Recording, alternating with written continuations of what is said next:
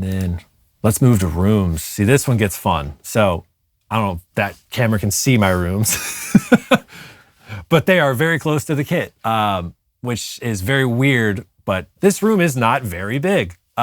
It's a big old square, but we kind of walked around the room with this mic for a little bit.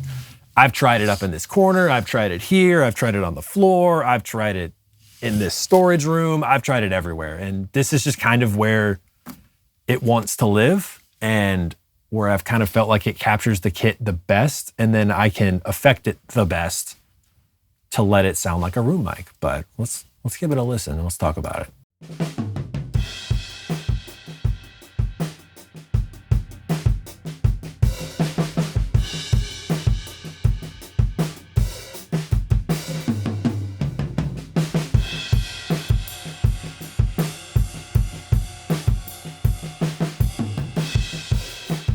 Yeah, so nice, chunky. I mean, it's an R88. It's a big old ribbon. So it's gonna have that nice low end, nice chunk to it. But yeah, so let's talk about the processing because that's where this one gets really interesting.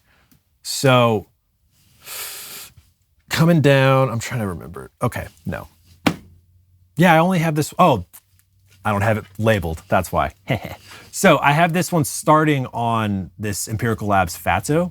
So it's a stereo tape head emulator, I guess. I'm not really sure, but I've always used it as a compressor, which it basically is a compressor in my eyes.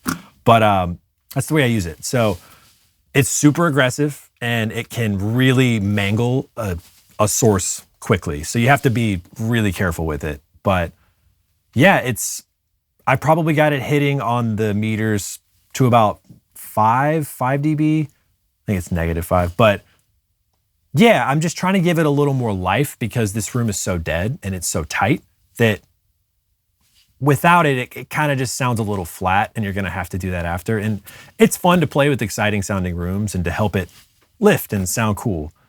So that's kind of what that's doing.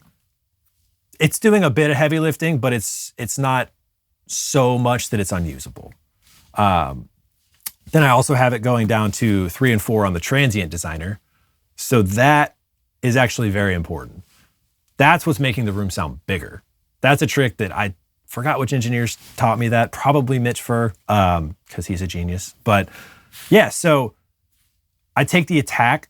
Well, first of all, I link them because it's a stereo, but I take the attack and I shave all the transients off. So that makes the room feel a little bit bigger by it sounding a little bit further away. Because the closer it is, the more attack and transient you're gonna get. But with it being not, I don't even know, 4 feet away from the kit, you're gonna get a lot of like weird transient like chatter between the direct mics and that. So I really wanted to take all those off as much as I could with it sounding natural. But then I boost the sustain, which then acts almost as like I guess it's like a compressor-ish, but it helps to lengthen what's going on. So literally helps it to sustain. So it just makes the rooms feel a little bit bigger and a little more exciting. And pumpy's the wrong word because it's not really pumpy, but it definitely, if you push it too far, it'll get there fast. And then I think I have a little bit of EQ on those. Yeah, it's another 560, same thing. Just not as much, but a little bit more 500, a little 1K out, harsh frequencies in the room. And then I boosted, as you can see, just a touch of 63 and 125 for a little bit of punch. Just really let that kick kind of bloom through. Yeah,